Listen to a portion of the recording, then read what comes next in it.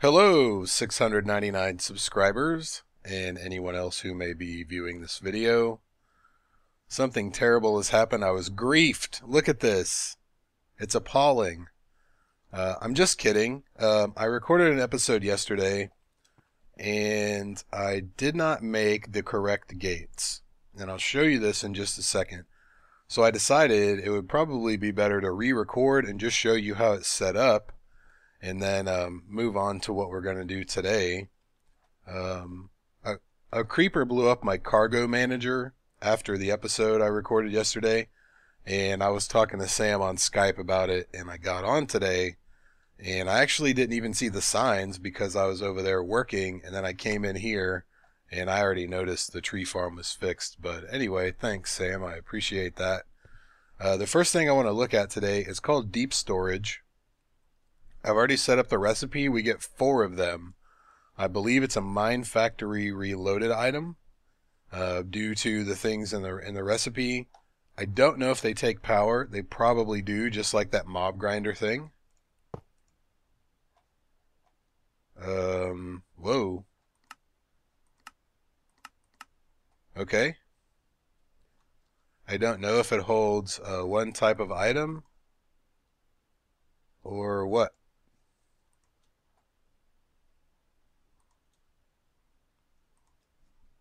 Looks like it does. And you can pump them in, pump them out.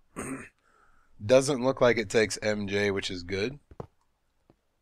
Or EU. I mean, either one. So that's awesome. Of course, now Sam is back, so I can't sleep. That's alright. We'll just run down there real quick. Hopefully there aren't any creepers. I did expand the tree farm for a while, and the thing only ran a total of about 5 hours. I got a full barrel plus a half of logs, this many apples. Inevitably, somebody's going to tell me I should run those through a squeezer, which we may have to do, but not yet. But basically, I moved the cargo manager so that everything comes down here. The barrel's kind of a go-between between the cargo manager and the fermenter, and then the apples and logs get split up over here. So how I have this set up,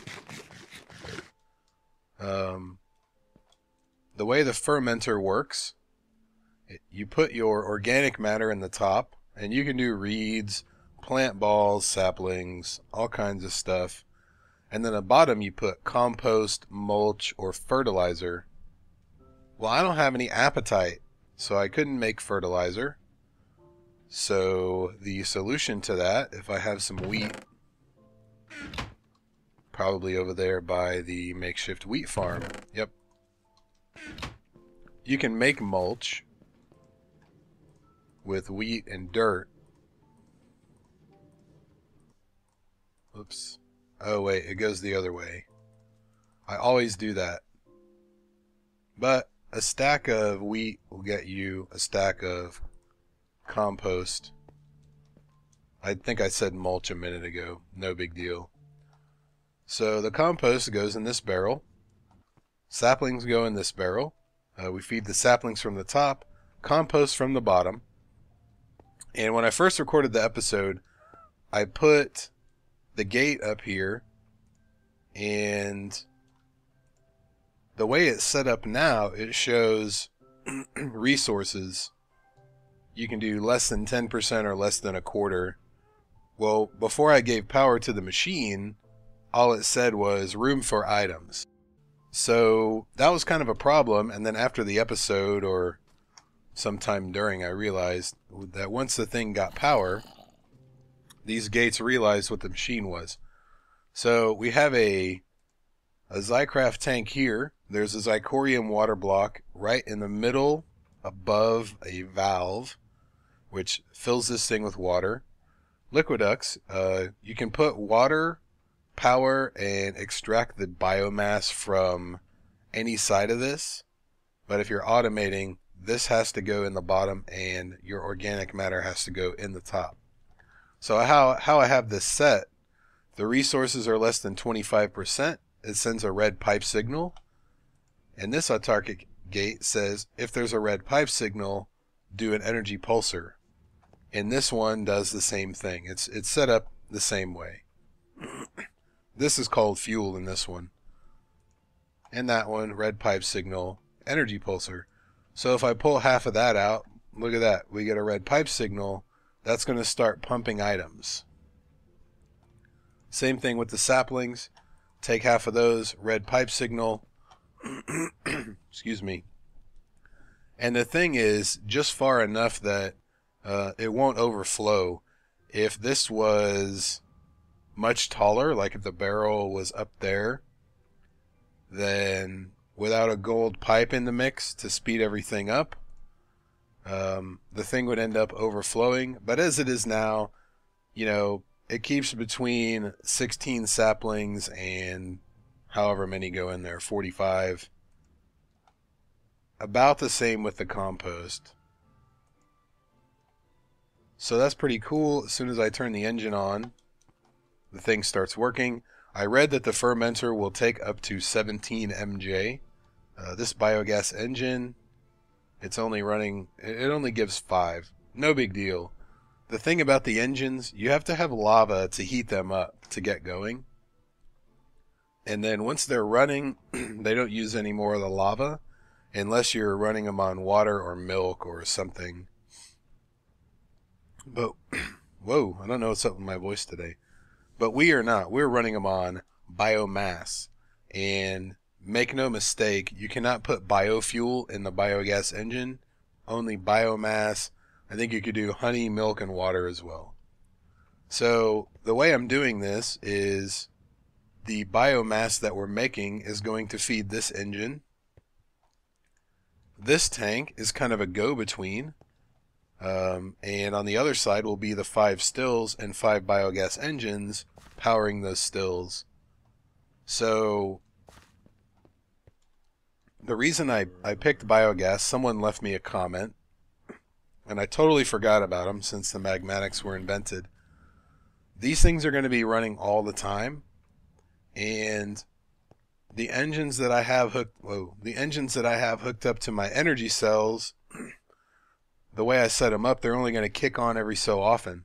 So if I use biogas engines for that, eventually I'm going to have to come refill them with lava so they can restart. Whereas combustion engines, when we put the biofuel in this tank, the combustion engines will run on biofuel.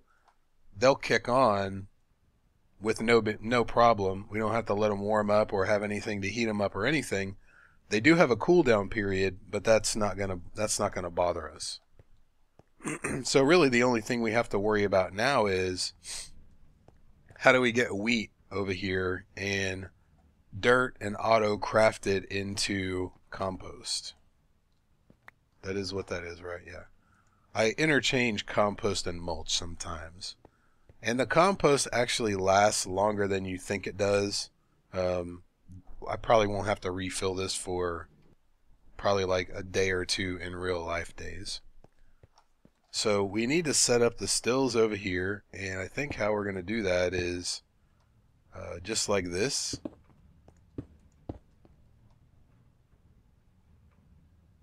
And the stills and the engines are both going to get this stuff. So that actually hadn't occurred to me. I may have to use conduit here. We'll see. I wanted to put the stills in the floor and then put some of the things right here and just run them over here. And I haven't made this tank yet. It's going to be pretty huge. Look at that filthy cheater. But I want to put the valve right there. I figure we'll just pump it in from the bottom.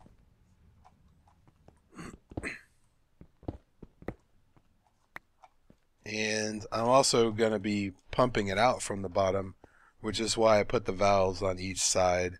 And, you know, we can add valves if we want. That's no big deal. I do have valves around here somewhere. And we'll just bring one for now because that's all we really need. So there's a valve. Put those. Double click. That's a lot of stuff.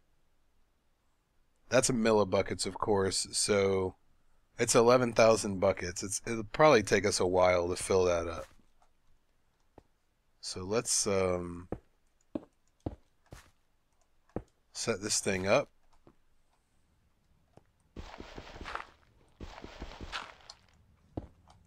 And I'll clean all this up later and make it look all pretty and stuff. As much as I can, anyway. That's the one thing I love. I never really use Silk Touch picks, but that's the one thing I really like about them is when I'm doing something like this, it's really easy to fix stuff.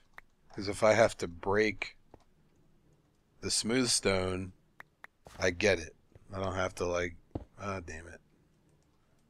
I don't have to recook it or anything like that.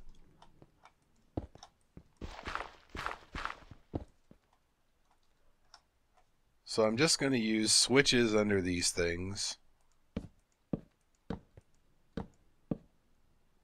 If you're not aware, you can right click a switch with the wrench and it'll put it in the direction that you want it to face. I think it's the same with stairs, and it's definitely the same with chests.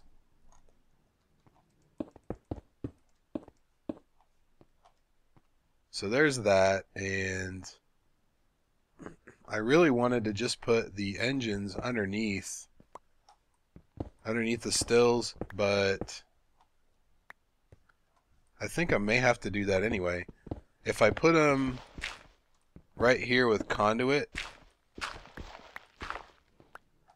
what's going to happen is the conduit is actually not going to have room since you have to have two of them in a row. I'll give you a for instance.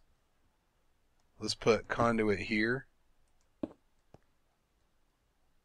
The conduit, since that's the same piece, I'm not sure if it'll actually power that one. A lot of the non-thermal expansion machines like combustion engines don't really pay attention to that. So actually, let's just try it with the one, and we'll see what happens.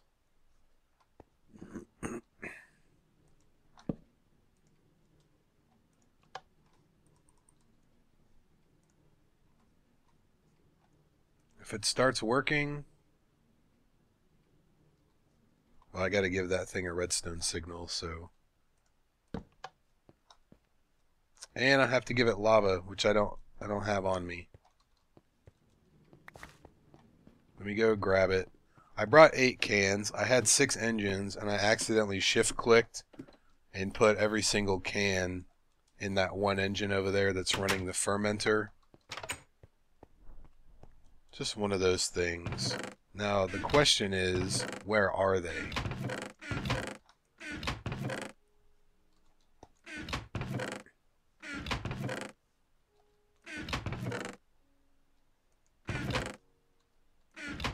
Anyone? Here we go.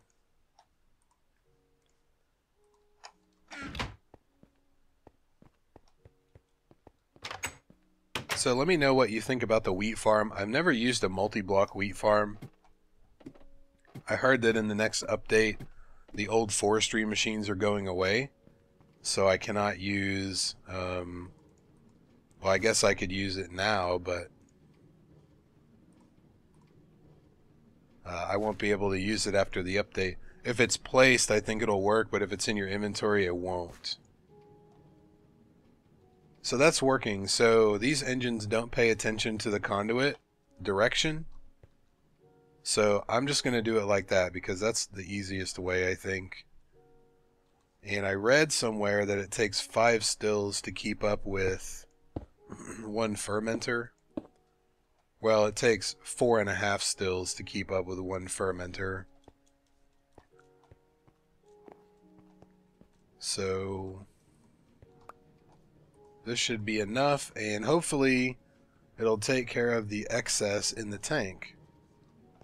I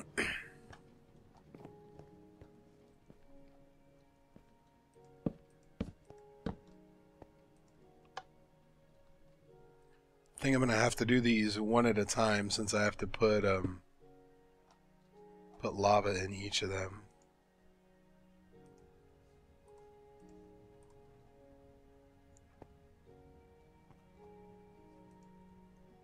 Is that going? Okay, cool.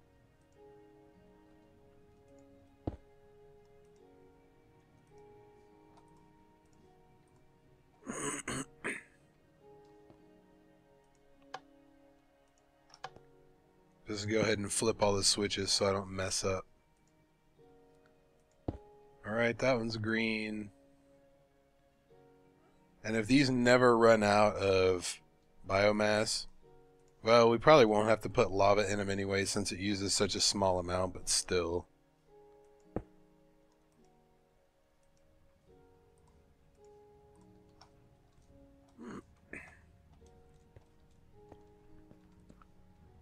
So look at that. We've already got some biofuel, a couple of buckets,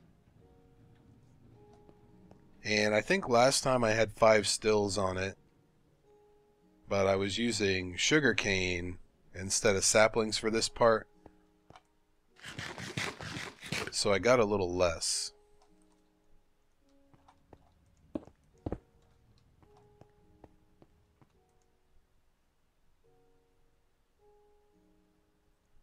So that's gonna fill up. Looks like it's actually going pretty quickly. This is probably going to go up a little more than it goes down, but that's okay. Not that big of a deal. If you cannot afford these iron AND gates or iron OR gates, you can do this with a regular gate and a target gate. You can tell the regular gate if there's room for items in inventory, give a redstone signal and just run redstone to the target gate and tell it to energy pulse, or you can have a redstone engine on it. Obviously the redstone engine is going to take a while to heat up, so keep that in mind. But this is basically good to go. All we have to do is keep collecting saplings and figure out a wheat solution. And I know a really easy solution. Basically, if you, let's say we take one of these blocks, these awesome soil blocks. I'll just mock this up. Say we put this in the ground. You put a deployer here, block breaker here.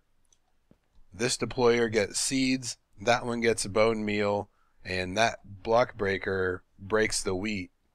So basically you put a timer and you put a repeater in between each of them. So it goes plant seeds, bone meal, get wheat, and seeds.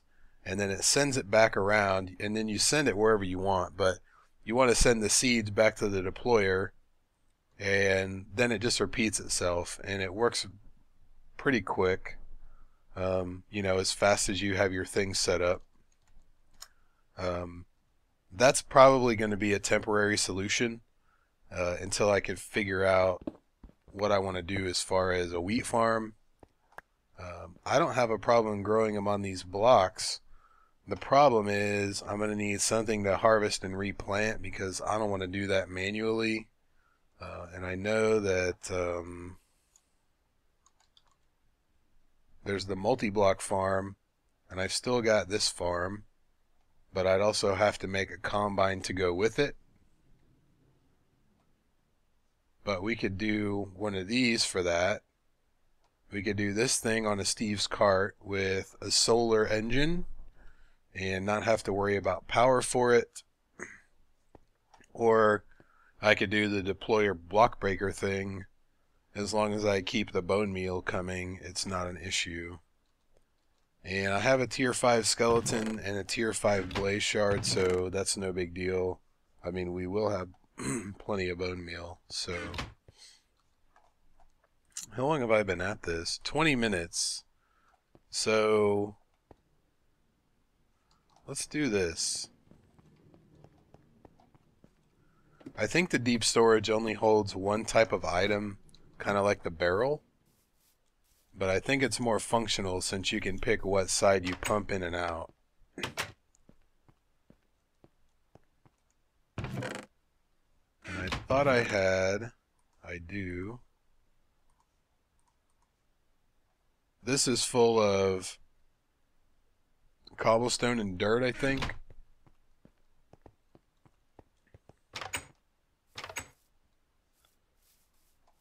And I don't really have any power right now. I haven't really needed it. I've been running off of a couple energy cells. One is almost dead, which is why it's in here. Let's use that one.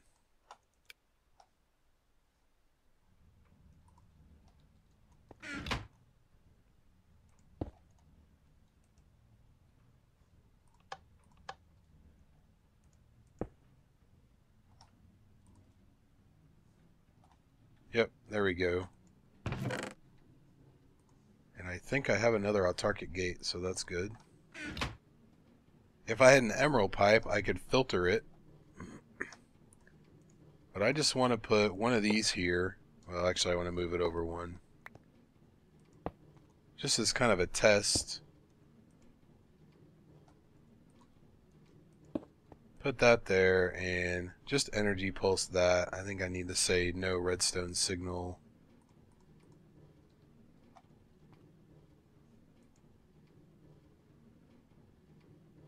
No? Well, I thought that would work because the thermal expansion machines put everything right in there. So I think this chest is empty. Let's do this.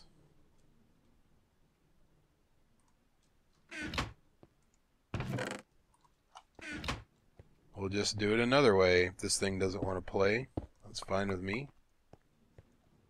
We'll make it work.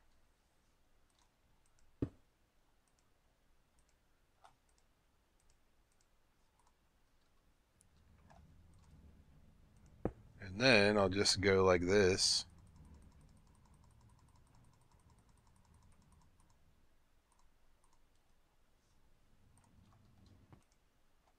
That's all my dirt up in. Doesn't really matter because I'm not going to pump anything out of it. I just want to see this thing work.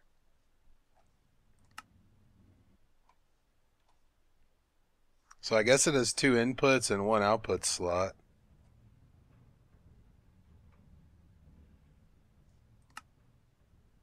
So if I wanted to pump in from more than one side, I could do that. And let's take a few of these and see what happens if we shift click them in there. They go in immediately. And we've stored this many items. Oh man, stupid flux.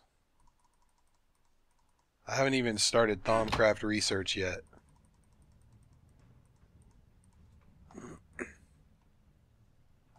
So there we go, look at all our items. I've heard this works pretty well with applied energistics, but since I had that disk crash and I lost some items, I wasn't really that impressed with it. Maybe I'll give it another shot later. See, I cannot put cobblestone in there. If I put cobblestone up here, once it hits that, it'll probably pop out onto the ground since it won't accept that type of item. Yep.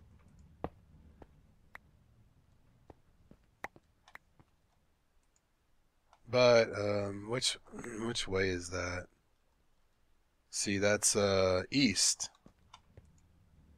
East is actually set to out, but it's still taking them. So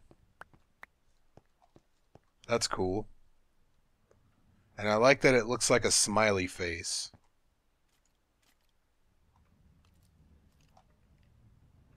Is it putting dirt in there too? Maybe because there's only less than a stack of cobble in there. Huh. Cool. Well, there's a quick look at the deep storage unit. Obviously, you have to play around with it a little bit, but it's storing everything we want it to. Sorry about that. I'm sneezing and coughing a lot today for some reason. I went and ran after work and stepped on so many stickers, it's not even funny, man. I hate those things. So I think that'll do it for this episode. How much biofuel have we got? 33 buckets. Not a ton, but you know, it takes a while to produce it, and I think this is producing faster than combustion engines will burn it. The only issue will be how many combustion engines we have. I planned on putting 10 on each side of the cube here. So just depends how often they kick on, I guess. So give me your ideas for the wheat situation. I'm open to hearing them. If you see, we've still got 53. I think we had 58 before, so that's going to work just fine for now. But I'm going to have to make some more. So let me know what you think about that. I'm obviously just going to do this for a while, make some more compost, and fill that barrel as necessary. But we'll have to come up with a more permanent solution because, like I said, the manual stuff is not great. So that is going to do it for this episode. As usual, if you have any comments or questions, suggestions, etc., please leave them down below. Real quick before we go, I forgot to show you what I did with the cargo manager. I basically copied Sam's design, and what I think this does is it takes everything from the chest, then it gives the max amount it can to the engine, the max amount of saplings, and then the rest get pumped out. So I've never really used one of these before, that's why I kind of cheated and looked at his. But it's working okay. And I'm going to have to reconfigure the track at some point as well. Especially since I want to put the wheat farm up here so I don't have to run Buildcraft pipe all over the place because railroad tracks can go wherever. So thank you very much for watching, everybody. I'll see you next time.